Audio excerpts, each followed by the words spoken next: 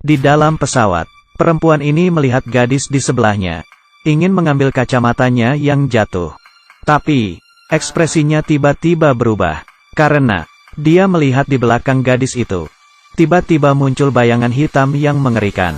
Ini menjelaskan, sebentar lagi gadis itu akan mati. Dia membalikkan kepala lagi. Dia baru menyadari, semua penumpang di pesawat, di belakang pramugari, semuanya muncul bayangan hitam. Dia yang ketakutan pun berteriak, dan memukul pintu pesawat, untuk mencegah pesawat terbang.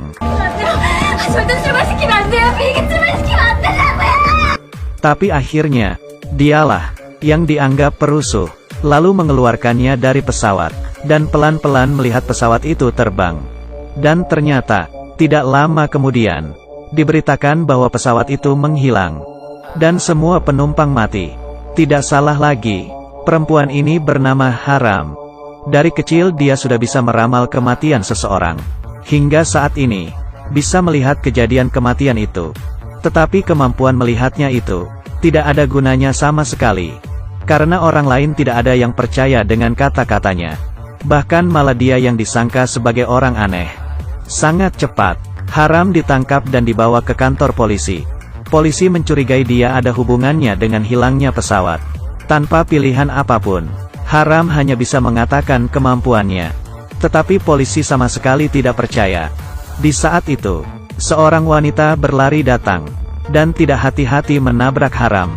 Di saat itu, Haram melihat, tidak lama kemudian, perempuan itu akan dikurung di dalam kulkas. Tetapi, polisi mengira dia sedang mengatakan omong kosong. Hal ini dilihat oleh polisi yang bernama Mogang. Dia tidak sama dengan yang lain.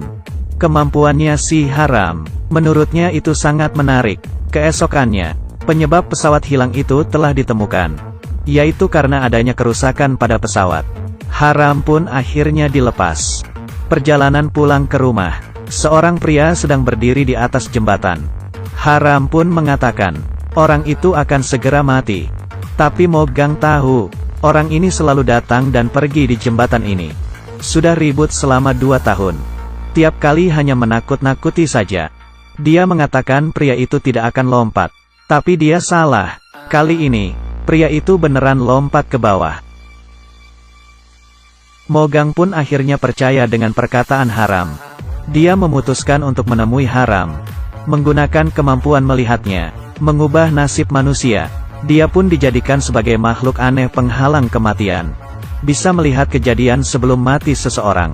Di dalam restoran, Haram mencegat mantannya, selama 3 menit baru pergi.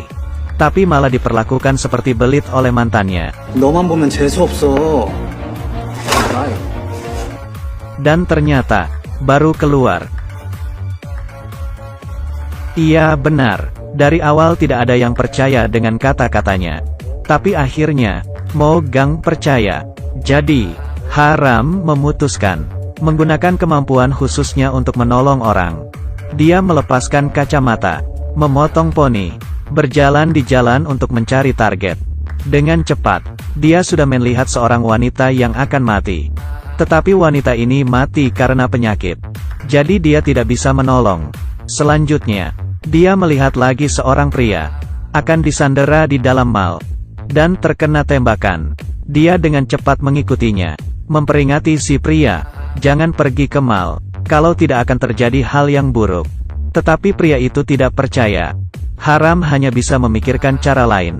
Dia mengeluarkan 100.000. Ingin pria itu untuk tunggu di dalam kafe. Jangan kemana-mana, tapi pria itu malah tidak mau. Terakhir, Haram sengaja mengganggu si pria, dan melukai dirinya. Sang pria ingin kabur, tetapi ditangkap oleh Mogang. Dengan begini, pria itu karena memukul orang ditangkap ke kantor polisi. Tetapi, masalah belum berakhir. Penjahat tidak tertangkap, dan masih ada orang lain. Haram berdasarkan bayangan yang dilihatnya, menemukan tempat dan waktu kejadian, dan wanita yang mencurigakan di keramaian. Mereka menemui perempuan, dan mengetahui, karena berubah hati, pacarnya pun keluar dari tentara. Jadi kemungkinan saja penjahat itu adalah pacarnya. Kemudian, mereka menyuruh sang perempuan untuk mengajak ketemuan pacarnya. Lalu tunggu dan lihat, sang pacar pun ditangkap. Setelah keluar dari kantor polisi, hati Haram bingung. Yang aneh adalah, orang yang ditangkap jam tangannya di sebelah kiri. Tetapi penjahat yang dilihatnya, memakai jam tangan di kanan. Hal ini, masih saja belum selesai. Setelah Haram pergi, telepon di kantor polisi berbunyi. Itu adalah HP pria yang di dalam kafe. Ibunya hilang di dalam mall, membutuhkan orang untuk menjemputnya, dan orang yang pergi, menjadi si Mogang. Di rumah sakit, seorang dokter datang ke ruang mayat. Dia menemukan mayat seorang pria. Tetapi di saat dia ingin melakukan sesuatu, mayat itu tiba-tiba hidup. Dan yang hidup itu ternyata si Mogang. Sebelumnya, Mogang menggantikan si pria kafe ini. Pergi ke mall untuk menjemput ibunya. Dan tiba-tiba bertemu dengan penjahat yang sesungguhnya. Waktu dan tempat semuanya benar. Laki-laki yang disandera, sekarang menjadi Mogang. Terdengar suara tembakan. Mogang pun terjatuh. Setelah diantar ke rumah sakit, dikatakan tidak tertolong dan mati. Tapi sekarang, dia hidup seutuhnya. Dia sebenarnya orang seperti apa? Orang yang ingin membunuhnya itu juga siapa? Segalanya menjadi lebih rumit. Yang anehnya adalah, setelah Mogang siuman, dia seperti menjadi orang lain.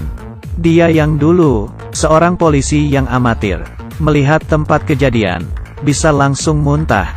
Terhadap seniornya juga lebih dari sekadar janji. Tapi sekarang, tidak hanya sifatnya yang berubah, tetapi juga berani bertindak kepada seniornya. Yang lebih aneh adalah, di jalan, Mogang berjalan masuk ke dalam lemari tua. Tapi sedetik kemudian, tiba-tiba muncul, di toilet kantor polisi, yang awalnya mencoba baju di sebuah toko.